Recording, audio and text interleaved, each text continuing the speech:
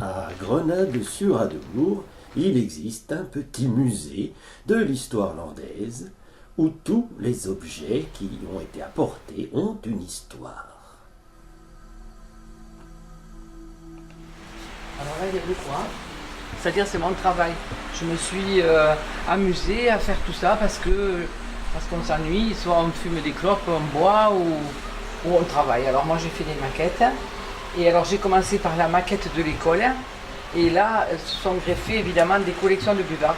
J'ai une très belle collection de buvards que des personnes m'ont apporté. Je n'ai pas d'adhérent à l'association. J'ai simplement des gens qui apportent des choses et qui deviennent adhérents par le don, par les dons qu'ils font. Voilà. J'ai quelque chose de beau à vous faire filmer. Regardez ce cahier, il date de 1862. L'écriture. Ça, c'est un cahier d'école. C'est un cahier d'école, hein, mais très très ancien, donc, un cahier d'écriture. Hein. Voilà. Un certificat d'études qui date aussi du siècle dernier. Des lunettes. Après, c'est mes tableaux que je me présente aux enfants parce que je reçois des écoles. Donc, pour les écoles, je montre un petit peu la morale, comment on était installé, etc., etc. Ensuite, vous avez le petit fauteuil avec le petit pot de chambre qui était mis avec des rails par-dessous qui permettaient aux enfants de faire leurs besoins sans embêter les parents. Et là, vous avez une boîte double de jumeaux qui est faite en bois par un papa qui était travailleur, quoi, qui a su faire ce genre de choses. Hein. Voilà. Après, ici, vous avez du beau linge. Une très vieille boîte à couture avec un très vieux ciseau. Comme ça n'existe plus, ça. Voilà. Puis divers objets usuels de la femme. Hein. Là, c'est pareil, c'est du très beau linge. Hein.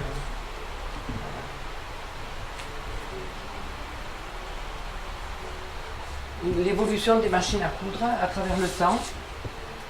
Donc la première qui est à main là-bas, à manette, la deuxième à pédale, l'autre électrique là, et puis la troisième qui est un peu un ordinateur. Voilà. La diversité des machines à coudre dans le temps. Et cette partie, c'est la partie féminine hein, du musée. J'ai deux parties, la féminine et masculine. L'hygiène d'autrefois dans les maisons. La culotte pisse vite pour madame. Et ensuite ici vous avez la robe de communiante, le mariage. Et ensuite l'hygiène dans toutes les maisons autour de 1900. Au-dessus vous avez le moine qui permettait de chauffer le lit avec une bassinoire au milieu et des braises. Voilà. On mettait une bassinoire au milieu. Ça c'était rigolo, pour pincer les pantalons, les bas des pantalons. L'hydrocap c'était pour mouiller les cheveux chez le coiffeur. Quand on arrivait, il n'y avait pas d'eau courante, donc on employait ce genre d'appareil. Et là c'est des peignes anciennes, enfin c'est des choses qui permettaient de faire des coiffures justement. En dessous c'est des petits chaussons qu'une mamie m'a portés.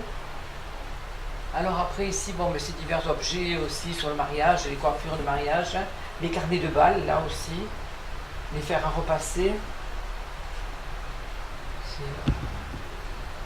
Et la religieuse là-haut, c'est parce qu'il y avait des ouvroirs. À CSV et à Grenade, il y avait des ouvroirs qui étaient donc des écoles ménagères. Et les religieuses apprenaient aux jeunes filles eh bien, à broder, à cuisiner, etc. Donc, cette prière donc, qui faisait partie des ouvroirs. Bon alors ça c'est la mode à travers le temps que je reproduis, la partie de cartes au bistrot, parce que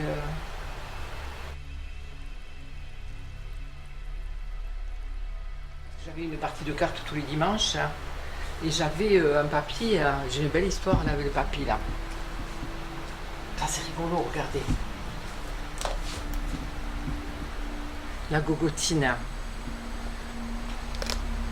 C'est un produit spécifique pour les messieurs qui ont des maîtresses et des femmes et qui ne peuvent pas contenter correctement. Donc ça c'est le Viagra d'autrefois quoi en fait. C'est sympa ça. C'est un objet c'est insolite quoi. C'est un peu les brèves de comptoir si on veut. Hein. Alors le chai avec ce paillon ça c'est un paillon qui permettait de conserver le vin d'une année sur l'autre. C'était fabriqué par les enfants avec de la paille et une aiguille et du fil. Et ensuite on remplissait la bouteille de vin et on le couvrait et on mettait ça dans les caves au frais. Après c'est le mariage traditionnel avec la mariée en noir parce que la mariée n'avait pas choisi son époux. C'était des mariages organisés comme on fait maintenant dans les pays. Ça se faisait en Espagne aussi d'ailleurs, hein, dans beaucoup de pays, en Italie. C'était des jeunes couples qui étaient formés par les parents pour réunir les terres, dont les mariés étaient toujours en noir. C'était une tradition. Et en particulier dans les Landes. Alors il y avait le curé, le maire évidemment, puis les invités. Et après on a eu la robe blanche dans les années 30, hein, la petite robe, la petite tenue du mariage comme ça. Là. Dans les années 30, on avait évolué. La jeune fille choisissait son mari. Ça c'est une vieille carte postale, et elle explique bien comment ça se passait quoi. Voilà. Quand elle va chercher son fiancé, elle est en noir et elle a toujours, par contre, la coiffe elle est là-bas. Elle porte une coiffe blanche, hein. Voilà. Voilà. Ce qui est marrant, c'est l'allaitement maternel, là, la loterie, là. Ça c'était drôle. Hein. Les costumes que depuis, robe chic, voilà. Tout ça c'est des beaux vêtements. Ça. Vêtements chic, des années 1900. Ici, c'est une robe perlée faite à la main aussi, 1900. Très très belle. Hein. Les broderies toujours. Là aussi, une robe brodée de jeunes mariés. Sur un drap de lit, celle-là. C'est un appareil, on voit en 3 dimensions. Si vous regardez dedans, vous voyez en 3 dimensions. C'est une visionneuse. 1904-1905. C'est daté. Là, j'ai plein de photos qu'ils m'ont donné avec. C'est un don. C'est tous des dons. Et de toute manière, moi, j'achète rien là. C'est tout donné. Hein. Parce qu'on ne peut pas. Alors, donc, le don. Et puis, ça, c'est un vinaigrier là-haut. Et ça, c'est la sorcellerie régionale. Hein, le vinaigrier. Puis après, c'est une maquette de cuisine que j'ai pas finie, mais enfin qui est avancée. Là, c'est le compagnon. Alors là, on passe aux hommes. Compagnonnage, canne de compagnon. Ça, c'est charpentier. Là, en dessous, c'est forgeron.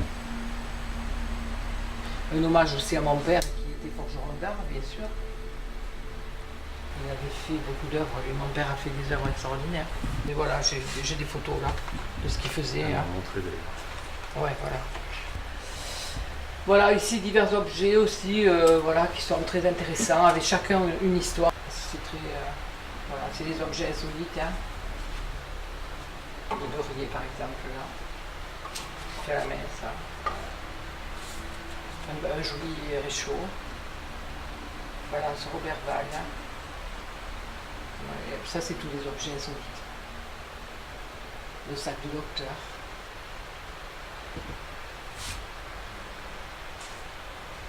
Après, bon, mais ça, c'est de la vaisselle qui m'a été donnée par des personnes âgées qui ne voulaient pas la jeter. Et chaque objet a des histoires. C'est une histoire de mariage, de chagrin, enfin, de choses qu'on donne et voilà. On ne garde pas.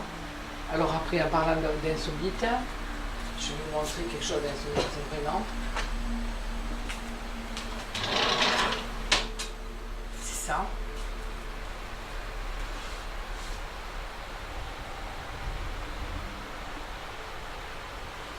Alors vous allez voir l'usage de ça.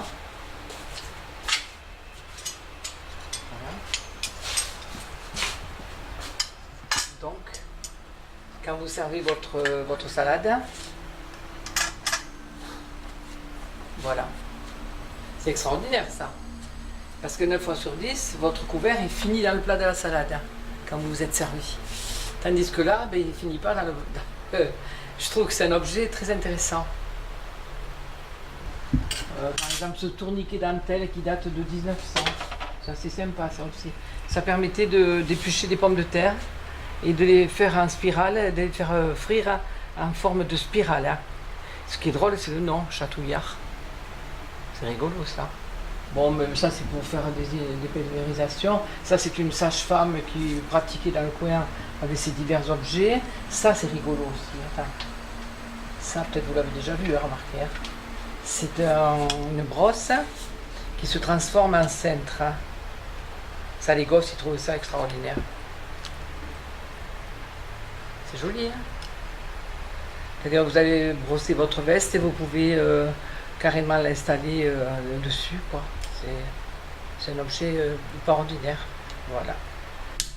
Donc ça c'est un rasoir qui date de 1900 à peu près. Et ça, c'est la boîte qui servait à aiguiser la lame. Donc on mettait la lame là-dedans, on tournait ça et avec ça c'est du cuir. Et on aiguisait la lame et le rasoir durait plusieurs mois. Sympa ça. C'est économique, hein. Maintenant on jette tout. Et tout ça, là, tous ces petits jeux-là, c'était un monsieur qui allait dans les écoles et qui faisait des manipulations, quoi. C'est rigolo, ça. Alors, j'ai la boîte et j'ai même le livre avec et tout, hein, ce qui m'a été donné.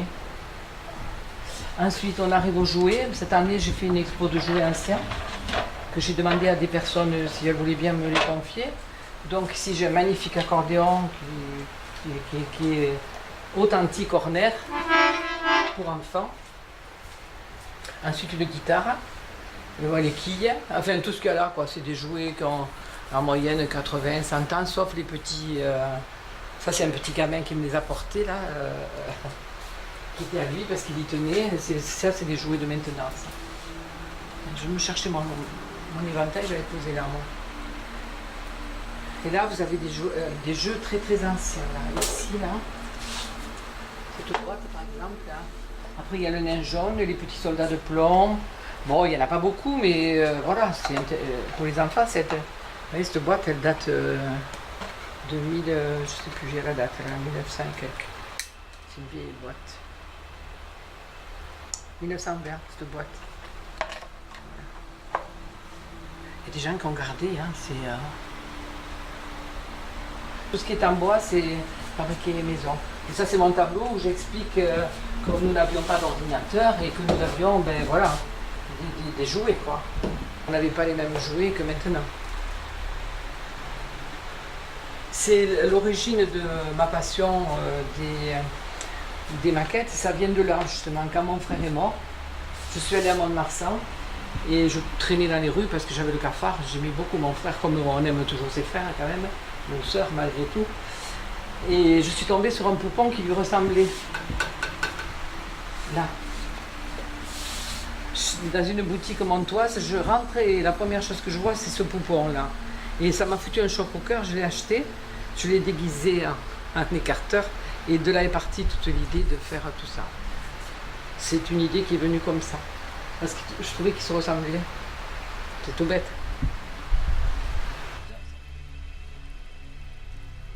Il y a les chaussures usées, bien sûr, ça date de 1910. Ça. Alors, j'ai la photo du monsieur là, je crois que je sais plus. Sa photo, elle est là. Voilà, c'est à ce monsieur là. Cet écarteur qui est très ancien, il a Henri d'Espagnette.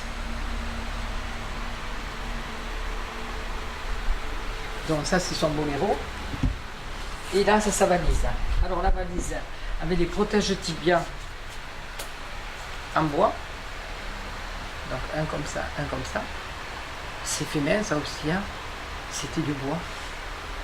Après il y a, ça c'est très drôle, le pantalon, parce que les cornes étaient vives. Hein. Autrefois dans les courses hollandaises, les vaches avaient des cornes vives. On a emboulé plus tard.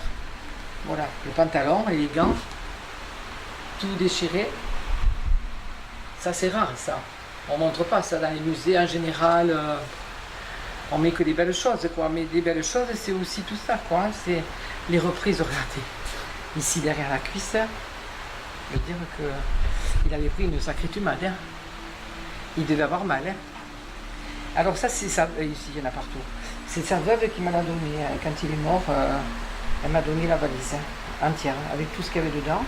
Et alors, le comble pour dire qu'ils n'étaient pas riches, parce qu'ils n'étaient pas payés autrefois. Les écarteurs, C'était un jeu d'arène et n'était pas payé. C'est les chaussettes. Hein. Alors les chaussettes, très élégantes. Hein. Comme quoi, eh bien, ça ne le gênait pas d'aller faire les courses hollandaises avec des chaussettes usées. Hein. C'était dans la valise toujours. Et puis ici la ceinture. La ceinture qui le protégeait. Qui avait été faite par sa femme certainement pour protéger l'estomac. Et voilà. Ça c'est très ancien, ça c'est 1910. C'est sympa d'avoir ça. Hein. Voilà.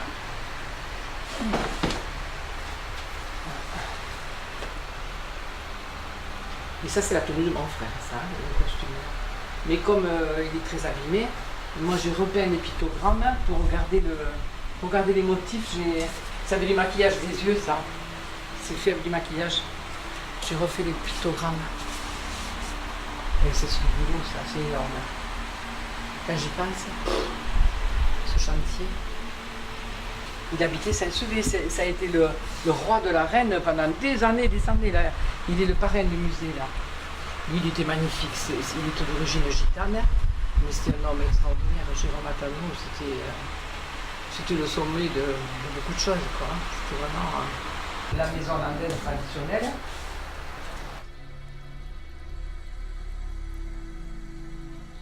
Voilà un exemple de ce que les enfants ne comprennent pas. C'est pourquoi j'ai mis l'antenne de télé sur ce poupon là. C'est l'antenne de télévision pour eux. C'est pas un râteau.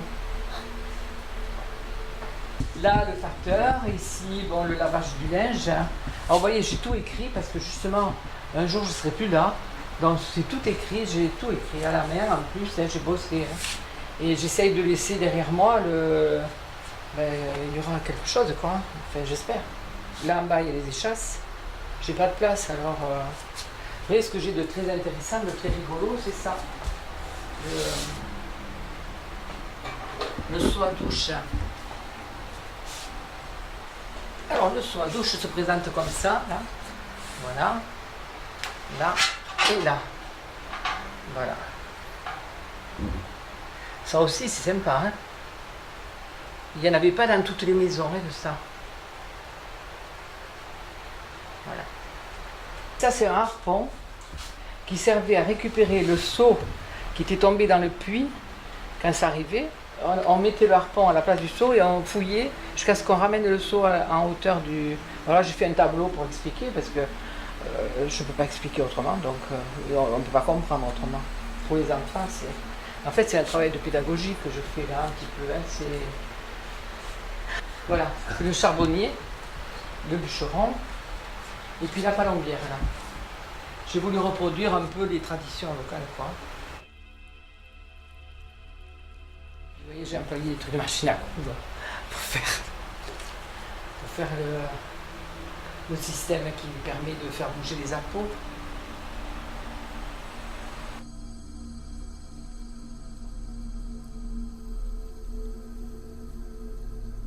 C'est un billet de loterie pour les vieux.